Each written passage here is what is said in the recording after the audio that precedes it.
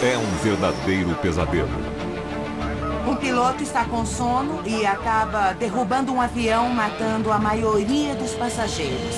É inacreditável. Ele descia... Eu nem consigo imaginar. Em um mundo onde o tráfego aéreo está aumentando... Às vezes 8, 10, 12 voos por dia. É bastante trabalho. É quase obrigatório ficar cansado. O perigo de um piloto exausto é uma terrível realidade. Muito frequentemente, pilotos experientes são vencidos pelo cansaço. Ele seria preso se estivesse dirigindo um carro, mas num avião tudo bem. A fadiga dos pilotos é um problema para o qual a indústria da aviação levou décadas para acordar. E as consequências foram catastróficas.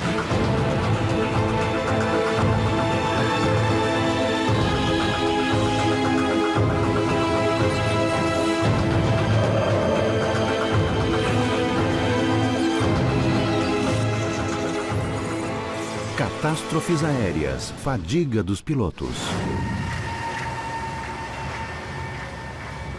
12 de fevereiro de 2009. Aeroporto Internacional de Liberty, em Newark. 45 passageiros embarcam no voo Kogan Air 3407 para Buffalo, no estado de Nova York. Entre eles, a viúva Beverly Eckert, de 57 anos, que perdeu seu marido no atentado de 11 de setembro.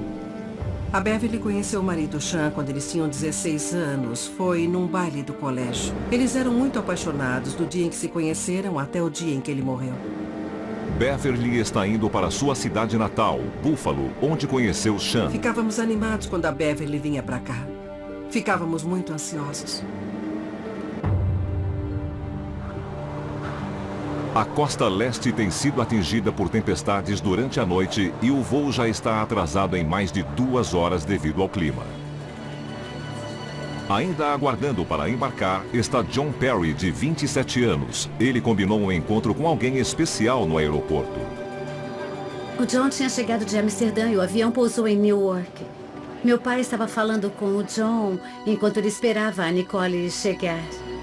A última coisa que o John disse para ele foi: "Tá bom, já vi a Nicole chegando, vou desligar." John e sua namorada Nicole mantiveram um relacionamento à distância depois que ele se mudou para a Europa a trabalho.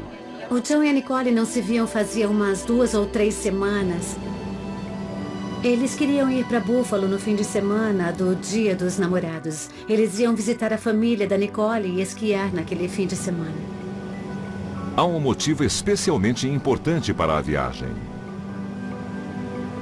A gente sabia que eles iam passar o resto da vida juntos.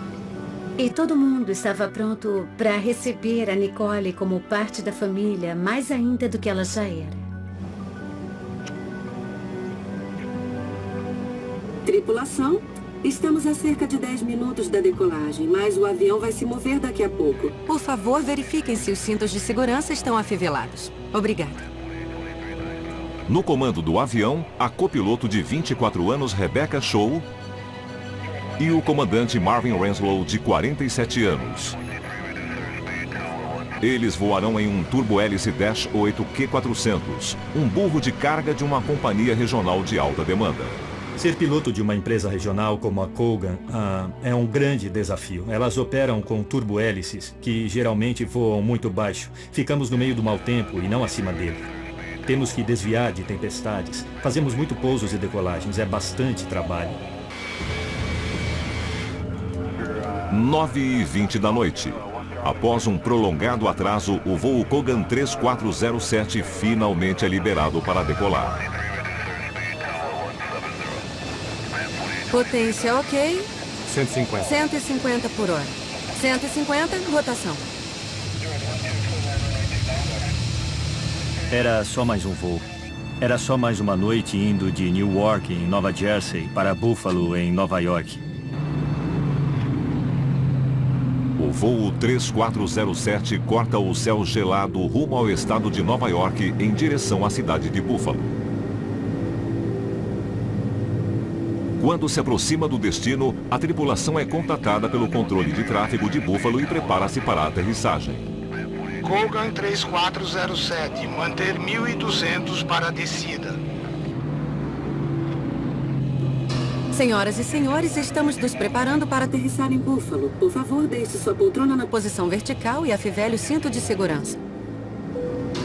Desde a morte de seu marido, Beverly Eckert conduz incansavelmente uma campanha para mudanças na segurança aérea. Ela se concentrava nas falhas da inteligência. Por que a segurança não era melhor? Como os terroristas entravam nos aviões, ela queria que o governo americano descobrisse o que deu errado. O John não tinha problemas em voar.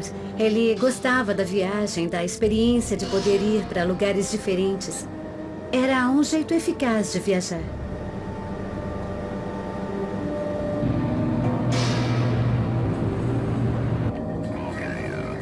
Eles começaram a descer em Buffalo numa noite normal, num voo de rotina. Tudo parecia estar normal. E tinha outra coisa que ele dizia. Espera, daqui a 6 meses você vai ser contratada pela Saab e blá, blá, blá, blá. O clima se mantém descontraído enquanto o avião se aproxima de Buffalo. Os preparativos para a aterrissagem começam. Trem de pouso. Flaps em 15. Vamos pro checklist. Mas acontece um problema. O manche começou a vibrar para avisar que o avião estava em stall. Ah, meu Deus! A velocidade da aeronave tinha caído a um nível muito baixo e ela estava perigosamente instável. Quando o avião perde a sustentação aerodinâmica por completo, ele cai do céu. Ele girou, guinou, foi para a esquerda, para a direita. Deve ter sido um pesadelo para aqueles pobres passageiros. Os pilotos lutam para manter a aeronave no ar. Flaps recolhidos. Aumenta a potência? Devo aumentar a potência? Mas é tarde demais. Vamos cair! Ele começou a perder altitude rapidamente. O avião entra em stall e cai. O que começou como um voo perfeito, agora é um desastre.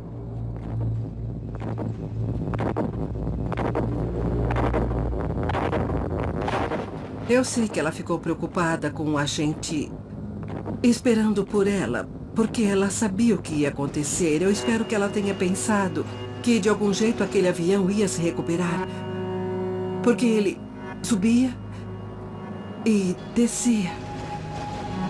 Eu não consigo nem imaginar.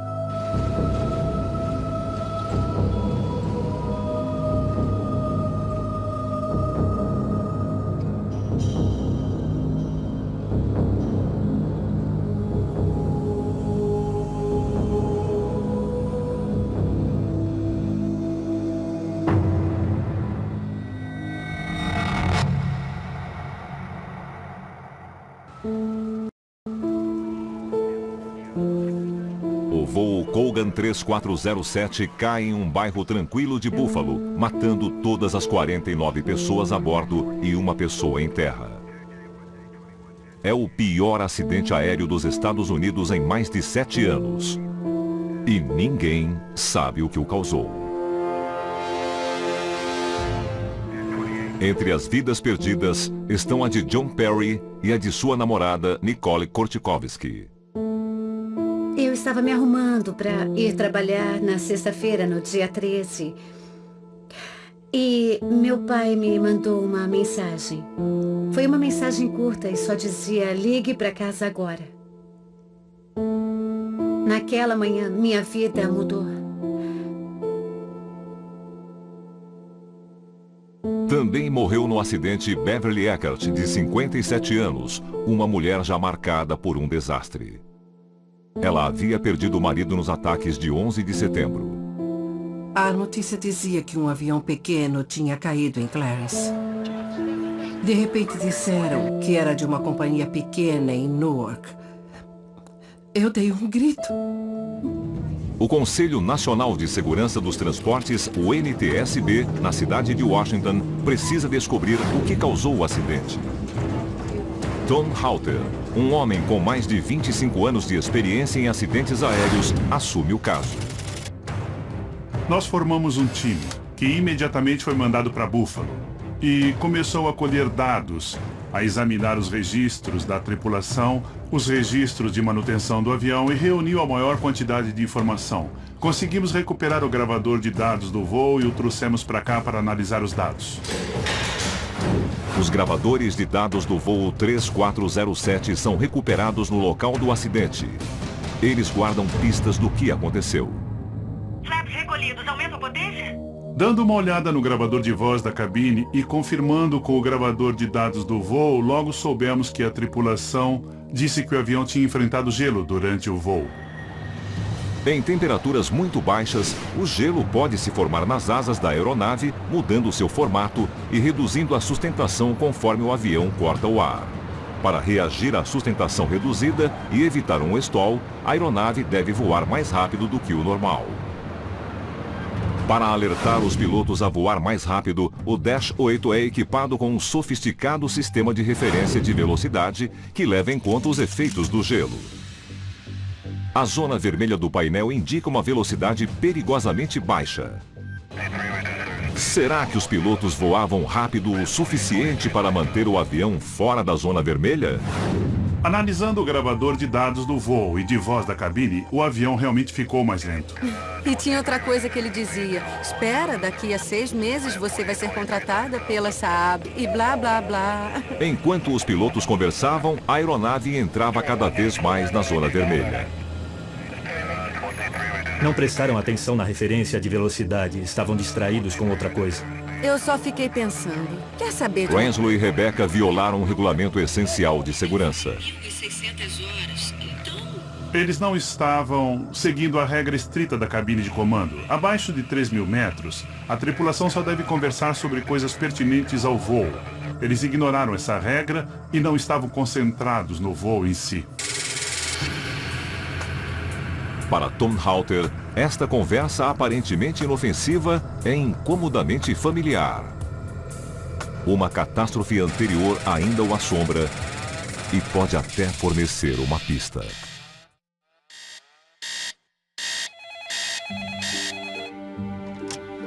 Serviço de despertador, senhor. O comandante Ken Sass, de 48 anos, está se preparando para outro dia no ar. Toda a tripulação acordou de madrugada bem cedo para começar logo o turno.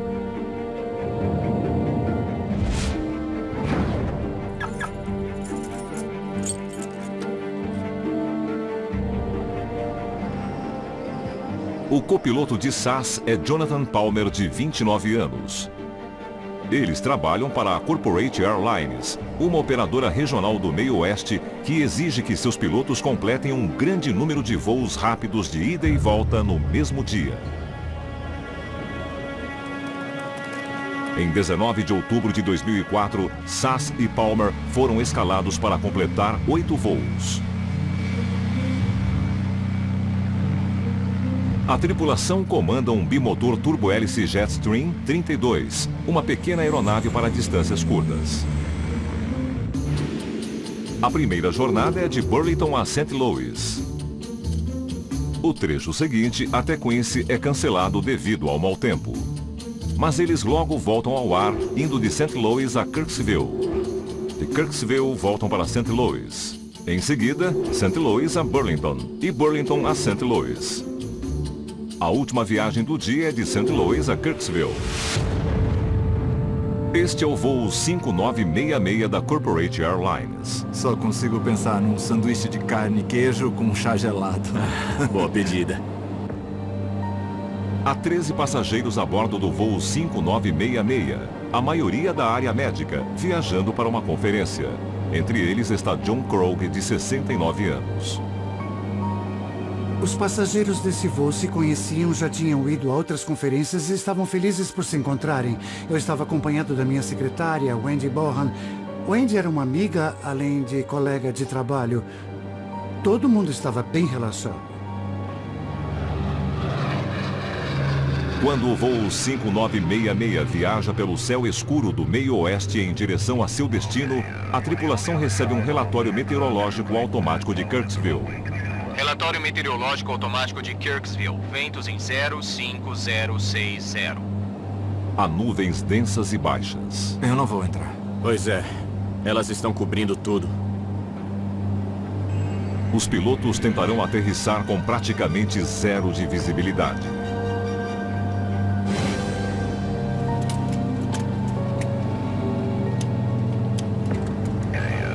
Se chegarem a um ponto e não for possível enxergar o solo, terão que arremeter. Que droga. Tá péssimo. Bom, vamos tentar. Será o pouso mais desafiador depois de um longo dia voando.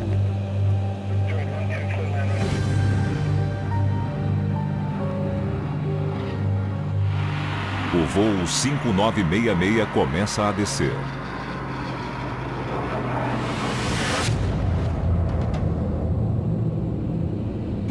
Ei, olha. Que coisa sinistra. Tenho a sensação que estou sufocando quando vejo isso. Estou sufocando. Enquanto a aeronave continua a descer através do céu nebuloso, Sass e Palmer começam a perceber a dificuldade de sua missão. Eles se aproximam de um ponto crucial. 400 metros. O que você acha? Eu não estou conseguindo ver o chão. Eu não estou vendo nada. Os pilotos estão voando muito baixo, na altitude mínima permitida quando não se consegue enxergar o solo. Se voarem mais baixo que isso, correm o risco de atingir algo. Eles decidem continuar. É uma decisão que coloca a vida dos passageiros em risco. E eles não estão cientes disso. Eu estava pensando em coisas boas como encontrar a minha filha e os meus netos que estavam me esperando. Eu estava com uma ansiedade gostosa de reencontrar a minha família.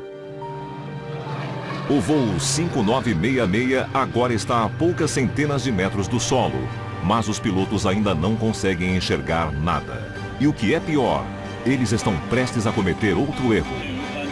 Desliga esse negócio. Eles desligam o sistema que os alertava sobre a altitude perigosamente baixa. A reação deles foi um cala-boca. A gente sabe que está perto do solo. Eles ignoraram. Sass e Palmer passam a jogar com a morte. Tá ficando devagar. Flap em 35? Não. Não. Não. O quê? Não. Não. O voo 5966 da Corporate Airlines caiu em uma floresta nos arredores de Kirksville, Missouri, matando 13 das 15 pessoas a bordo. Milagrosamente, o Dr. John Krog, de 69 anos, sobrevive. O calor era muito intenso. E ao meu lado eu vi uma pessoa, mas não tinha certeza de quem era. Eu me perguntei se aquela pessoa perto de mim poderia ser a Wendy. E disseram que sim, que era a Wendy. Eu fiquei muito feliz em ouvir isso. Mas só sobramos nós dois. Todos os outros, o piloto e o copiloto, acabaram morrendo. Às vezes eu me pergunto por que eu sobrevivi. Eu era o passageiro mais velho no avião, eu tinha 69 anos.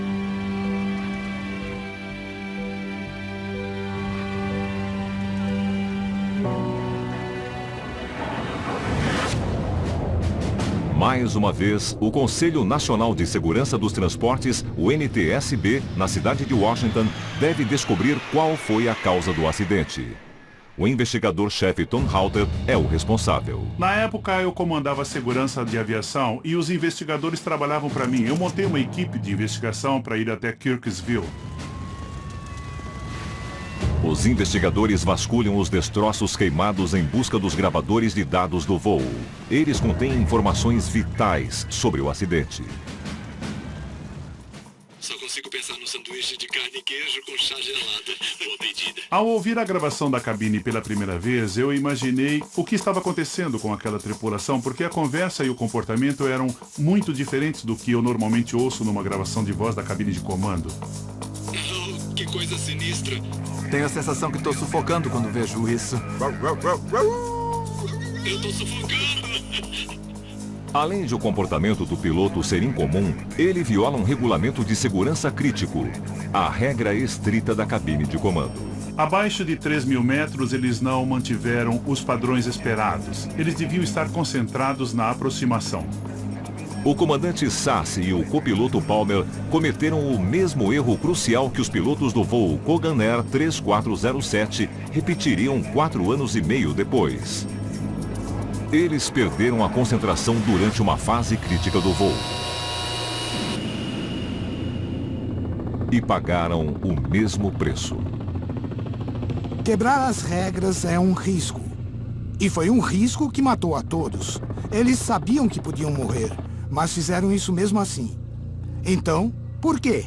Altímetro ok, 900 metros. Pronto e checado. A investigação rapidamente concentra o foco nos pilotos. Quem eram eles e por que tomaram decisões suicidas? Eu não tô vendo nada. Halter convoca um investigador de desempenho humano, Malcolm Brenner, para encontrar as respostas.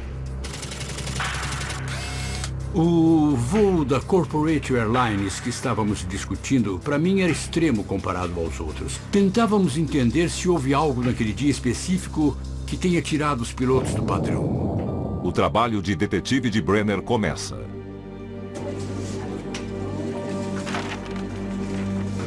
Fizemos entrevistas e levantamos evidências relacionadas aos pilotos, treinamentos, escalas. Olhando para esses pilotos, não tinha nada fora do normal sobre os antecedentes. Os dois eram qualificados para o voo. Ambos tinham registro na Agência Federal de Aviação sem violações. Só consigo pensar no sanduíche de carne e queijo com chá gelado. Quando ouvi a gravação da cabine, o tom e a conversa da tripulação eram informais, mas num nível que eu achei muito perturbador. Tô sufocando! Eu até imaginei por um momento, será que essa tripulação teve um problema, como falta de oxigênio ou está sob o efeito de alguma droga? Porque o comportamento deles soava muito diferente do que ouvimos num gravador de voz da cabine.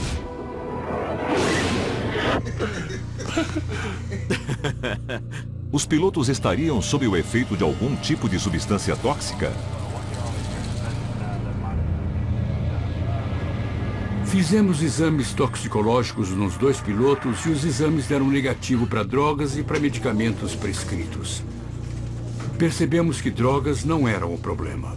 Mas como o comportamento bizarro dos pilotos poderia ser explicado? Brenner reconstitui os passos dos pilotos nos dias anteriores ao voo fatal. Era uma escala de 4 dias. Eles voaram no domingo de manhã e voaram naquela tarde. Sass e Palmer já haviam passado 2 dias trabalhando, voando sobre o meio oeste. Mas o terceiro dia é o mais duro.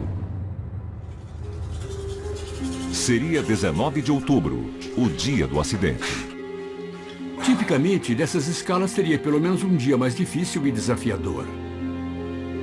Os pilotos foram escalados para 8 voos. Soubemos que no hotel o comandante pediu para ser acordado às 4h10 da manhã. O copiloto foi acordado às 4h30. Então eles começaram muito cedo e teriam um dia longo.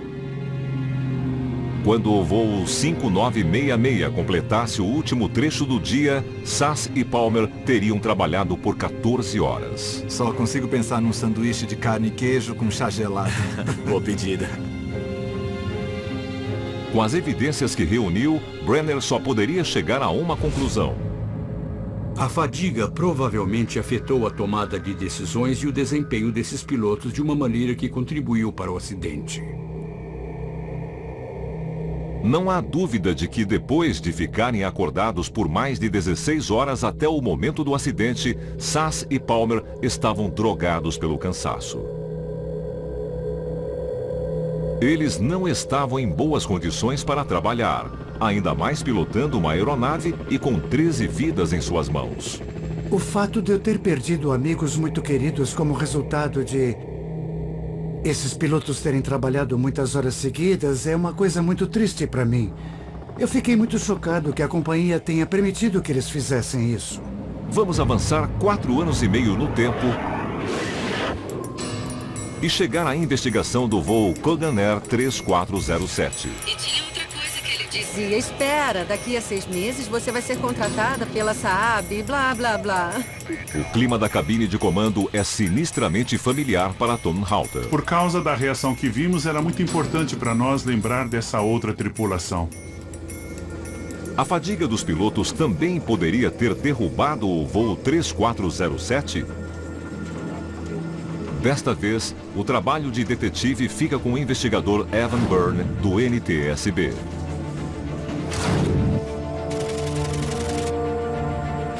Pesquisando as atividades do copiloto nos dias anteriores ao voo, um dos detalhes mais chamativos era que ela morava em Seattle, mas trabalhava em Newark.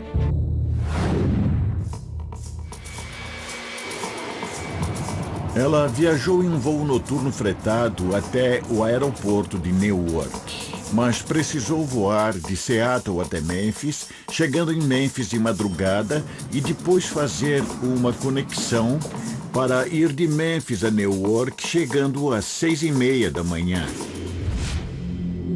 A copiloto Rebecca Shaw encarou uma jornada para ir trabalhar, que a levou de costa a costa, passando por 13 estados e cobrindo mais de 4.800 quilômetros. Apesar de ter conseguido dormir um pouco na sala de descanso da tripulação, não deve ter sido o suficiente. Ela não estava na própria cama, não estava em casa, estava viajando. E o ambiente em que ela estava tentando dormir levanta a questão: será que esse sono foi mesmo reparador? E quanto ao colega de Rebecca, o comandante Marvin Renslow? Dias antes do acidente, o comandante Renslow chegou a Newark, vindo de sua casa em Tampa, e passou a noite de segunda-feira na sala de descanso da tripulação. Renslow teve 2 longos dias de trabalho, começando às 5h30 da manhã. Na véspera do acidente, ele passou mais uma noite na sala de descanso da tripulação e novamente não teve o repouso necessário. Mais ou menos às 13h10 da manhã, o comandante entrou no sistema de escalas da empresa e percebeu que houve uma mudança na sua viagem. Ele entra novamente no sistema às 7h26 da manhã. Com base em relatos de testemunhas, é possível afirmar que o comandante não voltou a dormir. No momento do acidente, estimamos que o comandante já estivesse acordado há cerca de 15 horas.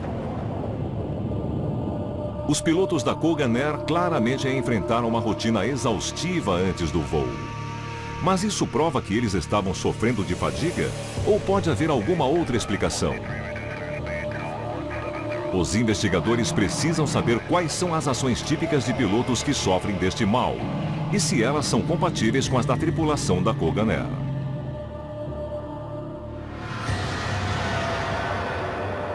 A resposta surgiria 15 meses depois, em um evento do outro lado do mundo, na Índia.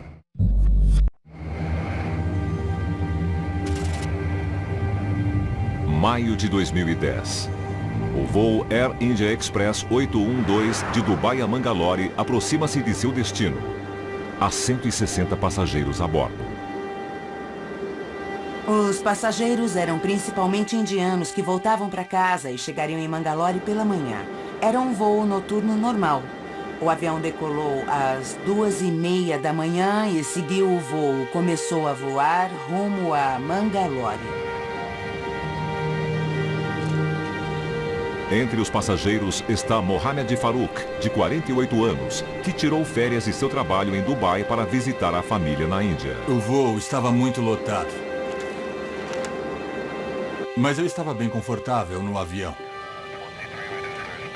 Ainda é cedo, e entre as pessoas que dormem está Slatko Glushitska, o comandante sérvio de 55 anos.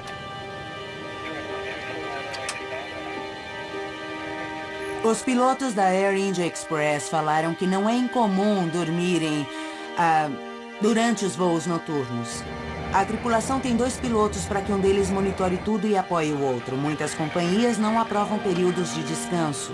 Enquanto Glushitska dorme, o responsável pelo avião é o copiloto Rabinder Aluwalia. Ele está na Air India há pouco mais de 1 ano. Air India Express 812, na posição. 1 hora antes da aterrissagem, ele faz contato com a torre de controle de Mangalore. Checando posição. Eles estavam chegando em um ponto de contato e ele pediu uma identificação por radar, mas disseram que o controle de radar não estava funcionando. Como o radar do aeroporto não está funcionando, o voo 812 não conseguirá iniciar a aproximação final até chegar mais perto que o normal da pista de pouso. Era uma aproximação mais curta, nada complicado. Não era um problema, mas caiu na mão dele e ele não ficou muito confortável com isso.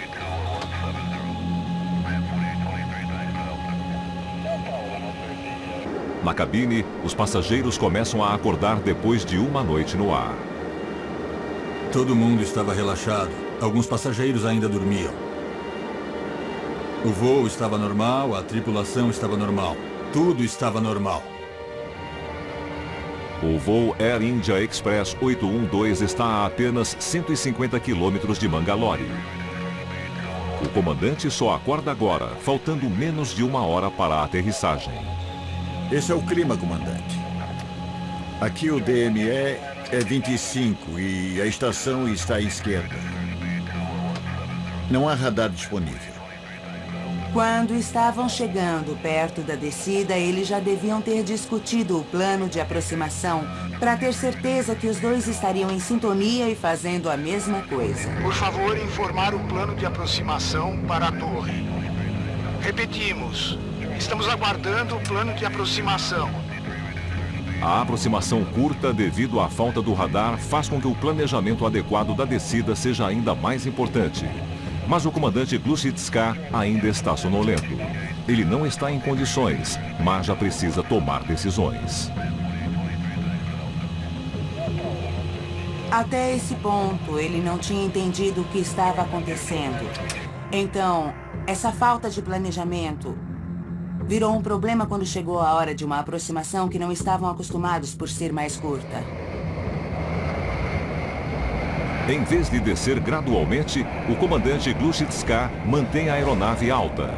Enquanto isso, o tempo para pousar o avião vai passando. Ele estava muito alto, muito rápido, não tinha razão de descida, praticamente tudo estava errado àquela hora. Na cabine, os passageiros continuam alheios às falhas dos pilotos. Todo mundo estava afivelando o cinto e começando a se preparar para pousar. Finalmente, mais de 10 minutos depois de o comandante Glushitska ter acordado, o voo 812 inicia sua descida. Somente agora, a 3 quilômetros da pista de pouso, o comandante Glushitska percebe que a aeronave está muito alta. Mas ainda cansado, ele toma uma série de decisões irracionais. Primeiro, ele aumenta a razão de descida dramaticamente. Mas o avião está ao dobro da altitude adequada para uma aproximação segura. Para piorar, o aeroporto é um tanto incomum. A pista de Mangalore fica no topo de um morro e é uma das mais desafiadoras da Índia. Ele é classificado na Índia como um aeroporto difícil. Tem um overrun mais curto que o normal. E se o avião passar dessa extensão da pista, cai direto num barranco com tudo. Mas o comandante Glushitska está determinado a realizar a aterrissagem. O copiloto estava de olho e disse: "Está muito alto. Nariz está baixo demais." O copiloto e o sistema do avião passam a avisar o comandante que a razão de descida está perigosamente alta. Naquele momento ele podia pensar: bom, estraguei tudo, estou vendo a pista abaixo de mim. Ele devia arremeter, mas não fez isso. Na verdade, ele desativou o piloto automático para conseguir descer mais rápido.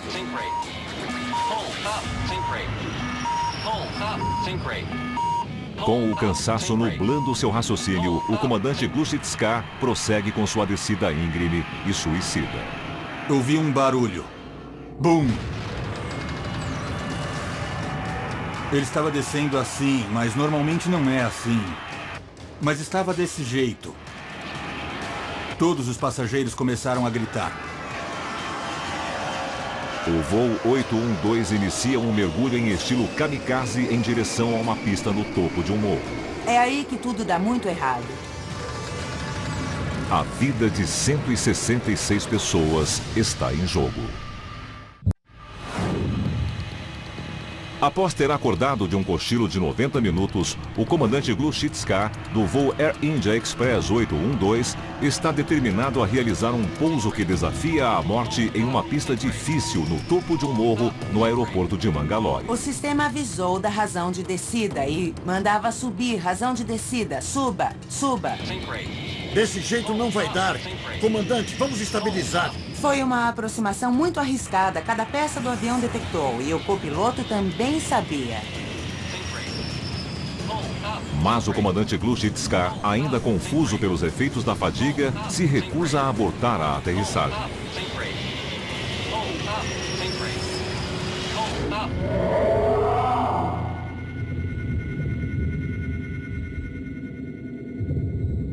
O voo 812 agora está menos de 30 metros acima da pista de pouso.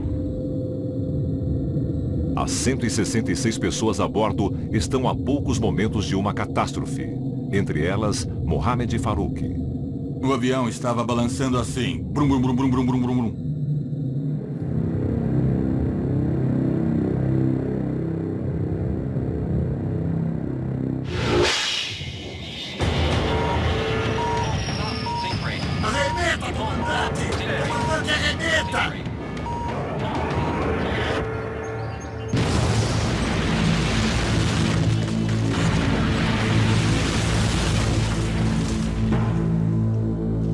O voo 812 mergulha no final da pista e cai na ravina abaixo.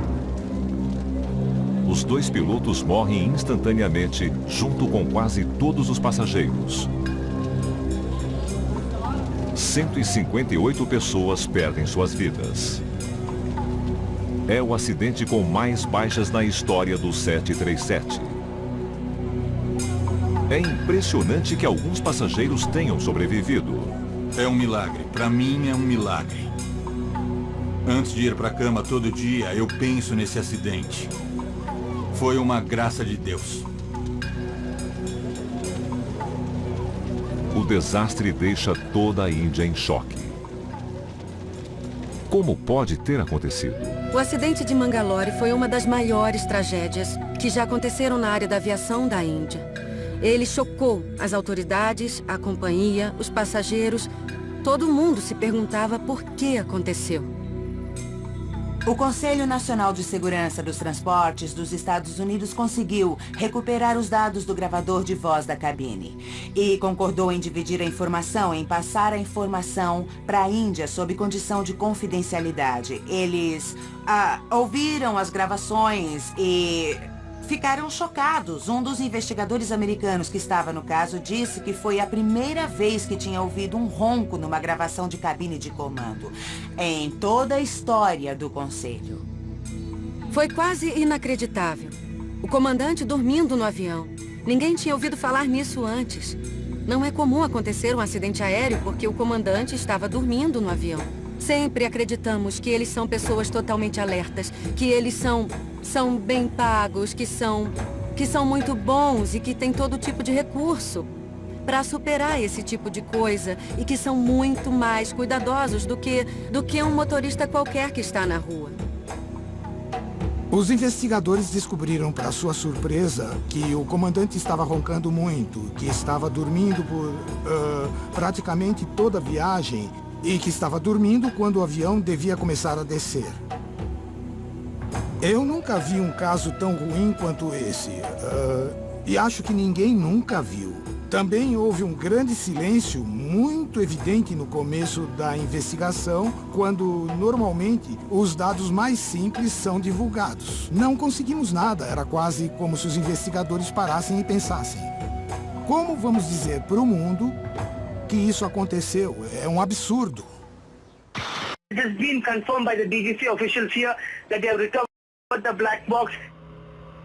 Após a investigação, não restou dúvida do que havia causado o acidente. O comandante sofria da chamada inércia do sono.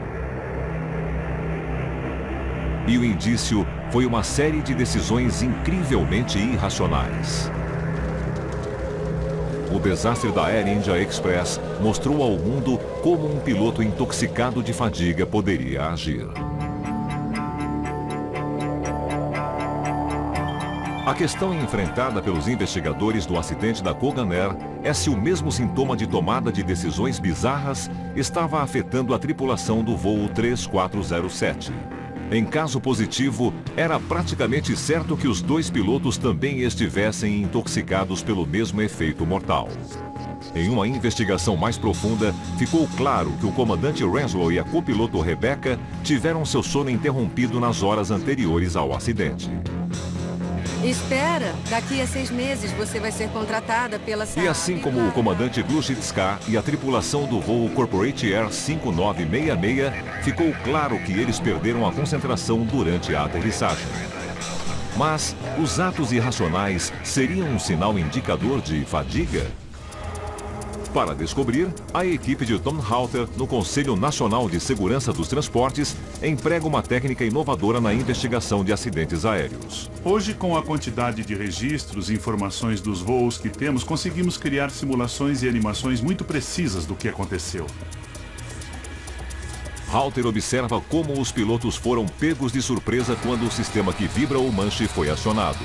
Mas neste momento, eles não corriam risco. Eles receberam um alerta de stall quando o avião ainda nem estava perto disso, mas eles reagiram a esse aviso de stall de um jeito muito estranho. Para evitar um stall, o piloto deve seguir um procedimento padrão e simplesmente empurrar a alavanca de comando ou manche. Isso tem o efeito de baixar o nariz da aeronave. Com a gravidade ao seu lado, o avião ganha velocidade e sustentação, conseguindo escapar do stall. Mas o que o comandante Renslow fez foi quase inacreditável. O comandante puxou o manche para trás. No momento em que ele precisava de mais velocidade, ele reduziu a velocidade. A reação de Renslow é contrária a todo o seu treinamento. E a copiloto Rebecca comete um erro igualmente irracional. A copiloto recolheu os flaps, o que piorou as coisas e reduziu a sustentação.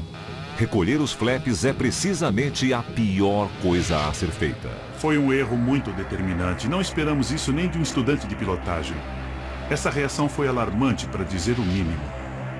Falta de concentração, julgamento prejudicado, reações ilógicas. Todos os indícios estão presentes. Nossa conclusão foi que é provável que os dois membros da tripulação estivessem sofrendo os efeitos da fadiga no momento do acidente, o que afetou o seu desempenho. A verdade é que a fadiga dos pilotos causa acidentes aéreos há mais de 20 anos. Durante este tempo, os regulamentos para lidar com este tipo de problema não foram alterados. Em dezembro de 2011, os Estados Unidos adotaram novas leis para controlar os voos e a carga horária dos pilotos. A indústria da aviação finalmente acordou para a fadiga dos comandantes. Para os nossos céus permanecerem seguros, é preciso ficar alerta.